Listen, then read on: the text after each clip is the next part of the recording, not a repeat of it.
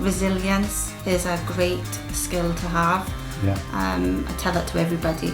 Pricing, you have pris yn iawn. Obviously your product has got to be the most important thing, but then get your branding sorted out really well, and link in with as many other people locally as you can.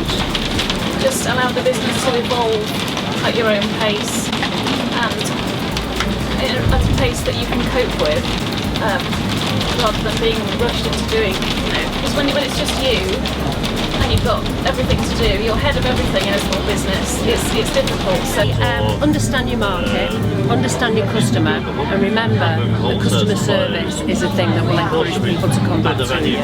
Listen, every action has a reaction, so just remember that whatever you're going to do, there's going to be a reaction, and try and work out what is that reaction going to be.